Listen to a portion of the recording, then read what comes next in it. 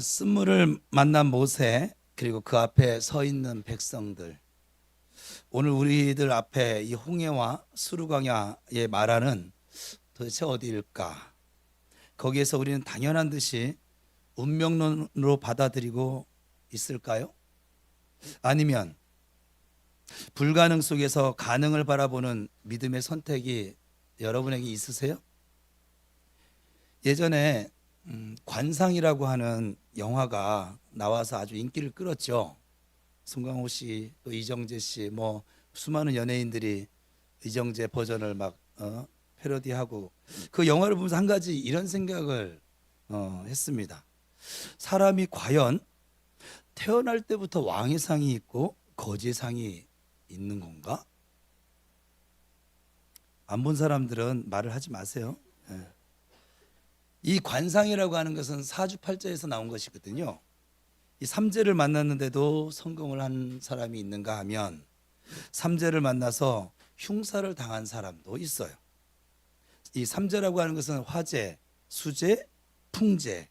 그러니까 이것은 인간이 스스로 극복하기 힘든 그런 고난을 말하기도 합니다.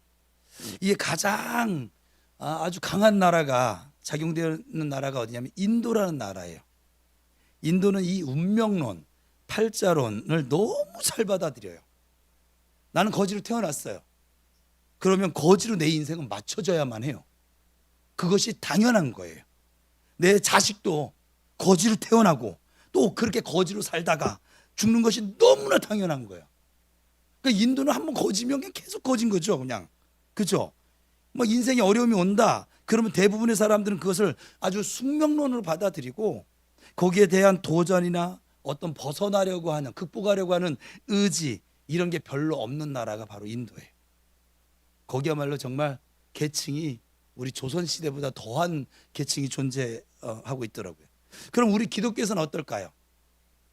종교사를 공부해 보면 모든 종교들은 하나같이 운명이나 이렇게 업보를 논하거든요. 근데 기독교는 그걸 인정하지 않아요. 우리 기독교는 아주 고대 운명론을 거부하는 것에서부터 시작을 해버렸습니다. 아예 시작을. 그래서 여러분 가만히 성경을 보면 뭐 무슨 포기, 실패, 낙담, 운명 막 이런 단어 안 나오고, 도전, 담대함, 강함, 개척, 견고함, 막 앞으로 전진, 막 믿는 자의 능치 못할 것이 없다, 불가능은 없다.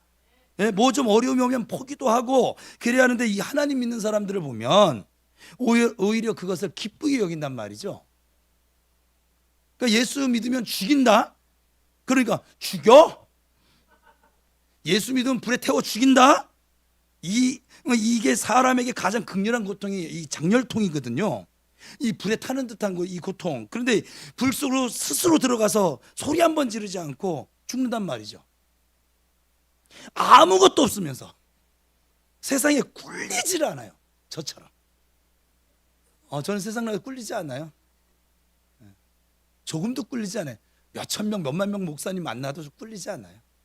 그냥 여러분을 대하는 것과 똑같아요. 존중하고. 그래서 성경을 연구해 봤더니 이 세상 사람들은 어려움이 오면 그것을 팔자론으로 받아들입니다. 그래서 우리 저보다 앞세대 사람들이, 선배들이 이런 말을 잘했어요. 아이고 내 팔자야. 뭐 힘든 일 만나면, 그랬어요, 안 그랬어요? 못 들어보셨고요. 저는 하긴 설교 시간만 되면 괴로워요. 여러분들은 거룩한데 저만 거룩하지가 않아서. 이것은 내 사주팔자가 그렇기 때문이라는 말이죠. 이것은 내 관상이 그렇게 타고났기 때문이다, 그러는 거거든요. 그런데 하나님을 믿는 사람들은 하나님을 믿으면 운명이 바뀝니다.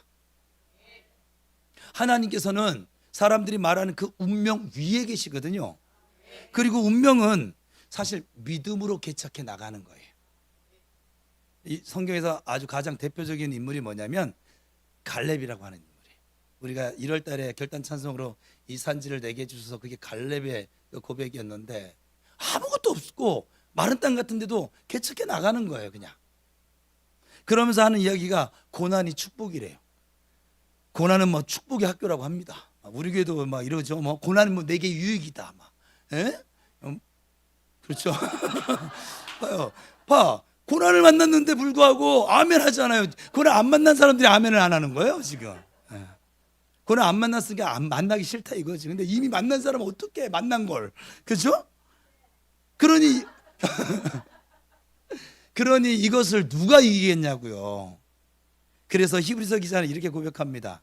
이 믿음을 가지고 사는 사람들을 향해서 세상이 감당할 수 없는 사람들. 옆 사람 보세요. 세상이 감당하지 못하게 생겼나? 충분히 감당하게 생겼나?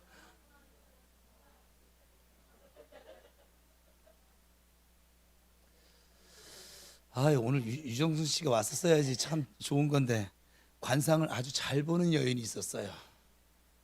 오늘 왜 이렇게 관상 얘기를 많이 하는지. 직업으로 이 관상을 봐주는 사람이었는데 정말로 타의 추정을 불허할 만큼 아주 딱 소리가 나게 잘 보는 거예요. 제 표현대로면 강습이에요. 길을 가다가 지나가는 사람 보고 저 사람은 사장이고 이 사람은 과장이네. 아이고 저 사람은 고아원 출신이네. 이 사람은 지금 마누랑 별거 중이네. 저 사람은 깜빵에 몇 번을 다녀왔네. 뭐 별이 몇 개다. 한 번 보고 한마디 툭 던지는 말, 이게 모두가 막 맞아 떨어지는 거예요. 기가 막히죠. 왜요? 귀신이니까. 그래서 별명이 족집게 도사로 통했는데 그의 집은 항상 새벽부터 손님이 문전성시를 이루었습니다. 근데 이 쪽집게 여인이 관상을 보다가 의문점들이 하나, 둘, 셋, 넷, 다섯, 여섯, 일곱, 여덟, 아홉 생기기 시작했어요. 관상학적으로 보면 분명히 한쪽 다리가 병신이 되어져 할 사람이 멀쩡하게 돌아다니고 있고, 장님이 될 관상인데 두 눈 똑바로 뜨고 다니고 있고, 무당이 될, 그러니까 신을 받아야 될 관상인데 오히려 사업을 하면서 돈을 벌고 있어요. 그러니까 그 자기가 보는 관상이 예외가 보이기 시작한 거예요. 어느 날부터 이상하다, 그럴 리가 없는데. 왜? 그의 눈에 그게 정확히 보이니까. 그럴 리가 없는데 이 족집게 여인이 그 이유를 도저히 궁금해서 못 참겠어 이유를 알아보기 위해서 그런 예외인 사람들 쫓아다니기 시작했답니다. 그리고 조사를 했어요. 벌써 죽었어야 할 사람이 아주 행복하게 잘 살고 있어서 수소문을 해봤더니 교회 집사더래요. 거지상이 틀림이 없는데 양복 쫙 수트 쫙 뽑아 입고 다니길래 알아봤더니 재벌에서의 중역으로서 교회 장로님이더래요.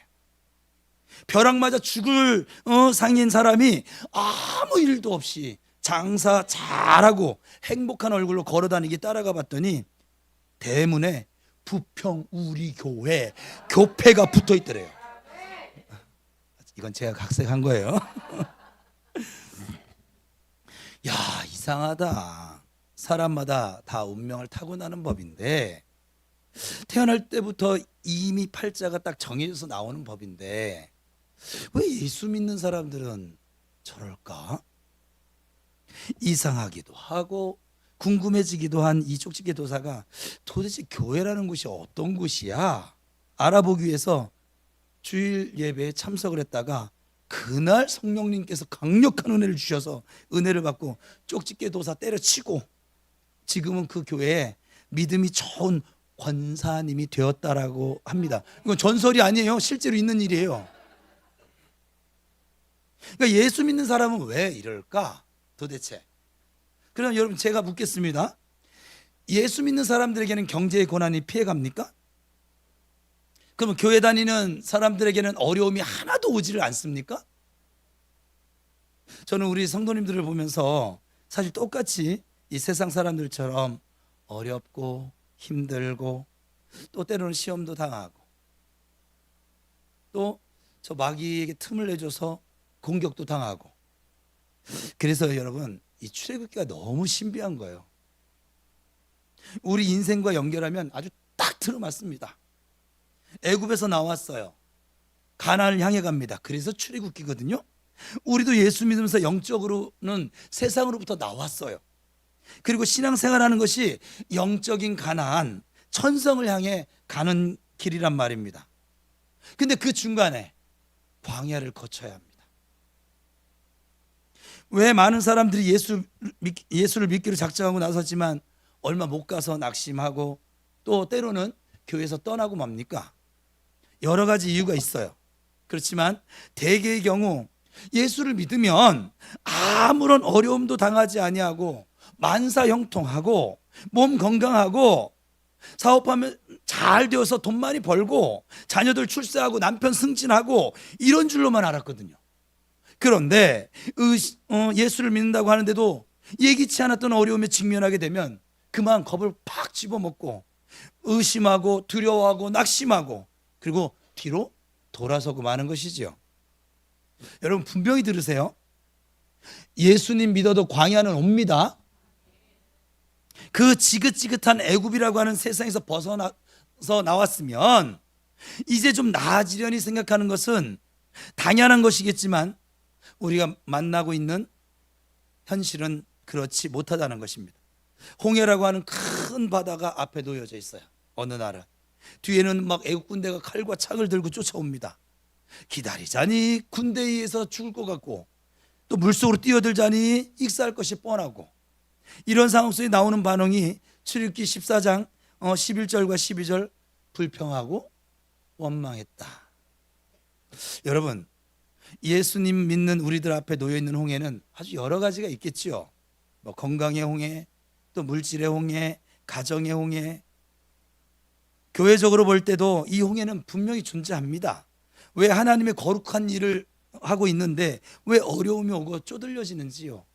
예수를 지금 우리 사도행전 주일날 하지만 그 성령 충만한 초대교회에 어려움이 와요 안 와요? 와요. 감옥에도 끌려가고 핍박받아서 흩어지기도 하고 아주 너무 신기하다 이 말이에요. 산 넘어 산이라고 했나요? 어쩌저쩌 해서 하나님의 은혜 가운데 홍해를 건넜습니다. 이스라엘 백성은 멀고 긴 수르 광야에 들어섰어요. 그리고 3일간 행군이 계속되어졌습니다. 사막을 강타하는 불볕더위 속에서 온 백성들이 막 타는 듯한 목마름을 느꼈지만 거기에 물이 있어요 없어요? 물이 없었어요. 계속 가다가 마라라고 하는 곳에서 드디어 물을 발견했는데 어떤 물이에요? 쓴 물이었어요. 써서 마시질 못했어요. 그래서 홍해를 건넜던 감격으로 15장에 보면 감사의 막 대합창을 불렀거든요. 이들이 이제는 어떤 합창? 원망의 대합창을 불러요. 막 그냥 수르강야에서 마라의 우물은 바로 내 삶의 자리인 것이죠. 여러분 수르강야는 우리들이 살아가는 인생 여정입니다. 여기에는 쓴물과 같은 수많은 일들이 일어납니다. 지금 여기에는 말할 수 없는 고난 앞에 누군가에게 털어놓지 못하는 그 인생의 쓴물을 만나서 울고 있는 성도들도 있어요. 사람이 5만 가지 생각을 다 한다라고 하는 말이 있잖아요. 이게 내가 도대체 예수 믿을 팔자가 아닌가? 정말 하나님 날 사랑하시나? 아니 하나님 살아 계신가? 왜 예수 믿으면서도 내가 이렇게 고난의 연속일까? 혹시 내 운명이 내 팔자가 그런 건 아닌가? 홍해 앞에 서 있는 모세, 넘실대는 파도 앞에 놓여져 있습니다. 뒤로는 군대가 추격해 옵니다. 수천의 백성들은 이 상황에서 사주팔자 타령을 합니다. 여러분도 안 한 것처럼 그런데 여러분들 그러고 살아왔어요. 출애굽기 14장 12절 같이 읽어볼까요? 시작.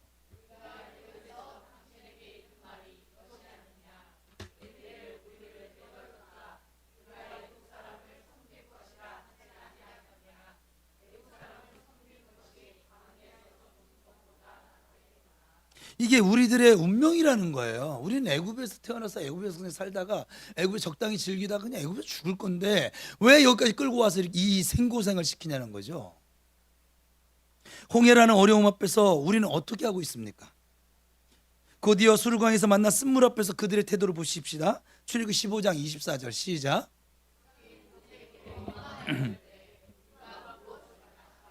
나는 애굽에서 그렇게 살다가 죽을 사람이야. 그 생각으로 만난 쓴물 앞에서 이들은 이것도 내 운명이야. 어떻게 이 상황을 헤쳐나갈 것인가? 좀 더 쉽게 이야기해 볼까요? 우리는 예수를 믿으면서도 이 광야를 다시 만난다는 것입니다.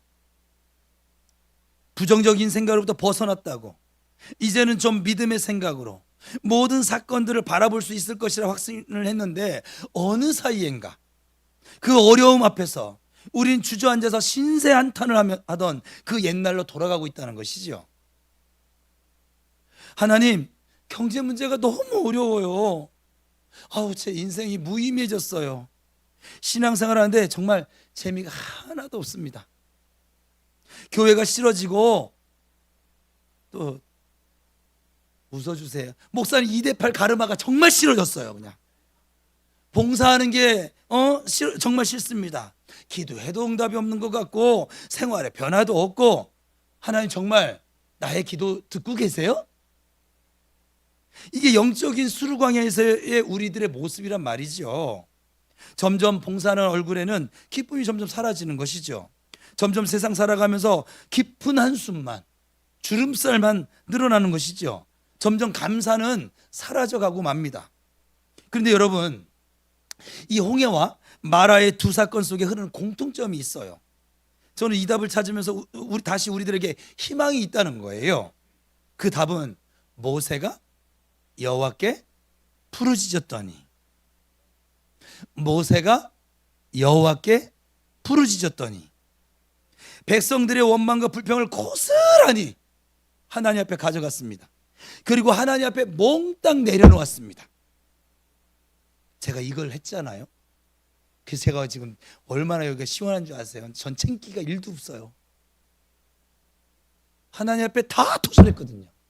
힘으로도 되지 아니고 능으로도 되지 아니하고, 섬겨도 안 되고 기다려줘도 안 되고. 그러면 저도 사람인데 얼마나 답답하겠어요, 그죠? 그런데 그냥 다 토설해버렸거든요. 당신 아들이니까 당신이 책임지세요. 아버지한테 이렇게는 안 했겠지.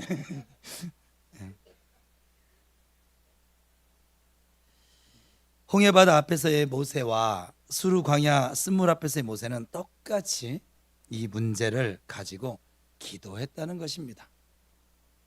모세의 기도는 운명론을 거부하는 거예요. 팔자론을 거부하는 거예요. 그러니까 우리의 기도도 운명론을 거부하는 기도가 되어야 돼요. 팔자론을 거부하는 기도가 되어져야 돼요. 그 기도로 홍해가 갈라집니다. 애굽 군대들이 수장이 되어집니다. 출애굽기 14장 16절 같이 읽겠습니다. 시작. 바다 위로 내밀어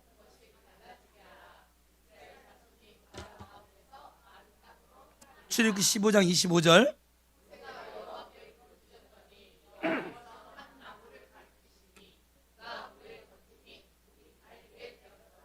그러니까 이 수르 광야를 넘는 첫 번째 원칙, 부르짖어 기도하라.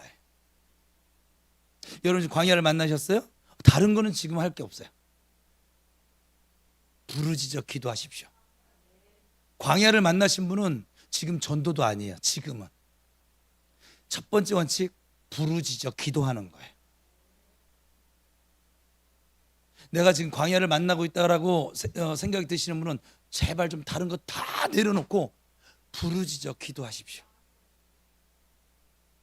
기도에는 세 가지 원칙이 존재해요.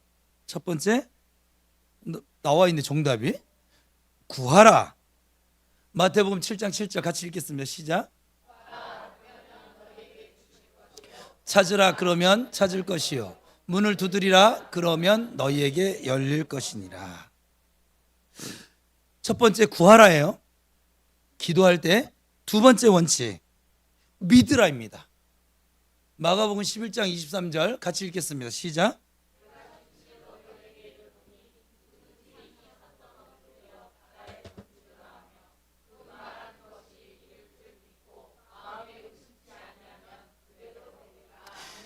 그 말하는 것이 이룰 줄 믿고 마음에 의심치 아니하면 그대로 되리라. 그래서 기도할 때는 믿고 기도하는 거야. 기도는 막 1시간 하는데 믿음이 전혀 없어. 그냥 아무 의미 없어요. 허공에 치는 그냥 메아리 같은 거예요. 단 10분을 기도하더라도 믿음으로 하시기 바랍니다. 그리고 세 번째 원칙은 받은 것으로 주장하라. 이게 참 중요한데, 마가복음 11장 24절 시작.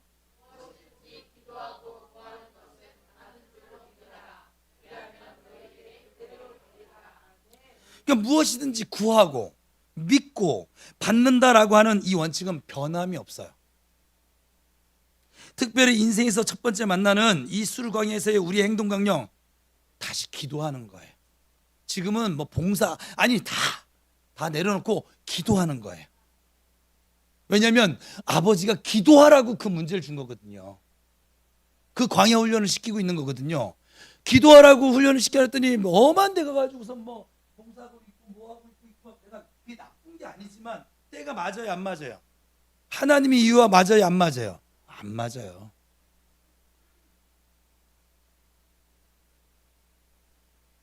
특별히 경제 앞에서 그렇게 옛날 애굽 사람들이 하던 것처럼 불평만 하지 마시고 그 문제를 가지고 기도하시길 바랍니다. 왜 이렇게 우리가 수학적으로는 계산할 줄 알고 잘하면서 왜 믿음의 계산은 하지 않는지 모르겠어요, 성도들이. 좀 믿음의 계산기도 좀 두들려 보세요, 한번. 어디 계산기 두드리면서 우리가 수학적인 계산하면서 그동안 신앙생활 해오셨습니까? 내가 여기서 20일을 작전기도 끝나면은 하나님께서 하늘문을 여시고 내게 성령 충만케 해서 나는 가서 대통령이 될 거야. 뭐 이런 계산을 하면서 뭐 사셨어요? 특별히 여러분, 모세가 부르짖었다라고 지금 말씀하고 있습니다. 그렇습니다. 여기 모인 우리들부터 다시 기도로 문제를 접근하시고 그 문제를 풀어나가야 할 줄로 믿습니다. 자, 우리에게 닥친 이 수르광야의 쓴물을 넘는 두 번째 원칙, 두 개밖에 없어요. 첫 번째 뭐라고 했어요? 부르짖어 기도하라. 이때 기도는 또 주여,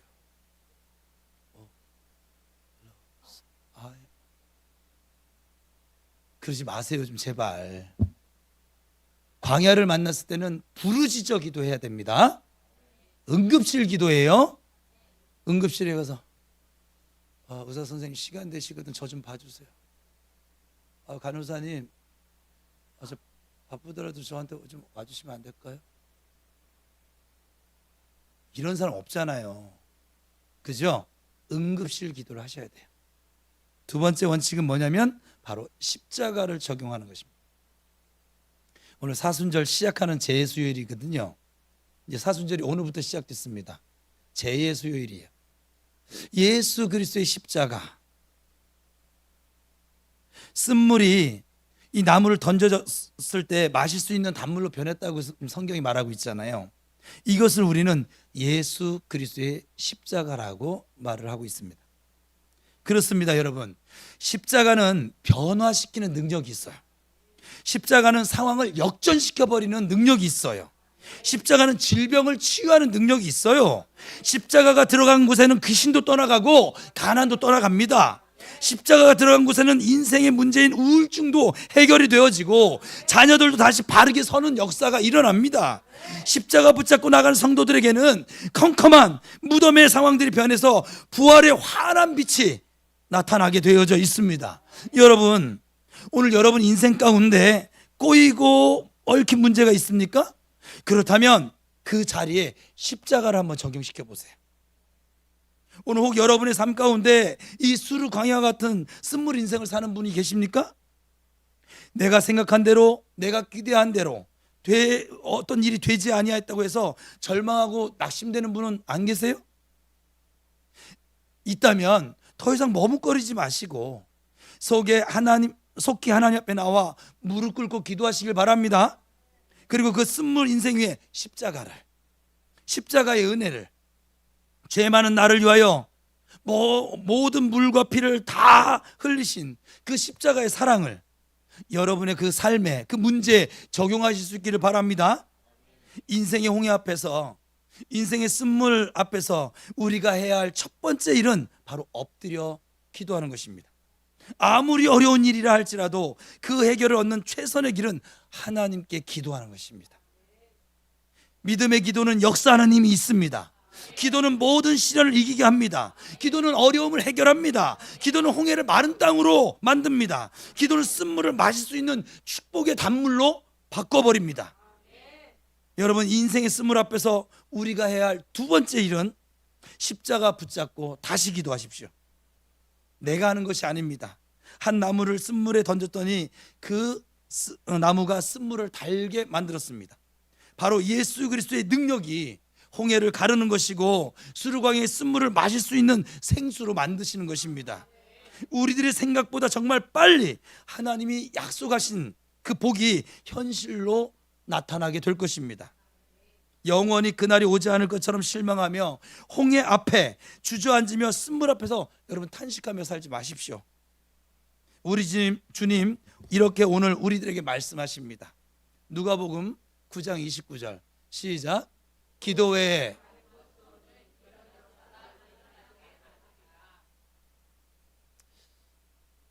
주를 바라보십시오. 다시 한번 간절히 간곡하게 부탁합니다. 주를 바라보십시오.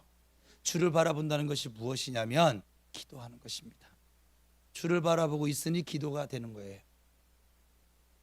여러분 기도하면 정말 살아요. 살게 되어진다고요. 제가 말하는 기도는 여러분의 어떤 육신적인 욕심을 이루는 기도를 말한 것이 아니에요. 오직 하나님의 얼굴을 구하고 아버지 하나님의 뜻을 구하는 그 간절한 기도에 무엇을 먹을까 마실까 입을까 이 모든 문제들은 그냥 눈 녹듯이 사라지게 될 거예요. 여러분이 전혀 생각지도 못한 방법으로 하나님 풀어가시는 그 하나님을 보게 될 거예요. 그건 기도하는 자의 복이고 기도하는 자만이 누릴 수 있는 은혜입니다. 그렇습니다. 주님, 우리는 다시 기도할 것입니다. 우리는 홍해와 쓴물 앞에서 기도로 이겨나갈 것입니다. 그리고 마침내 예수 그리스도의 십자가로 승리할 것입니다. 성령님 도와주십시오. 우리 아버지 여호와 하나님께서 함께 하실 줄 믿으시기를 축원합니다. 기도하겠습니다.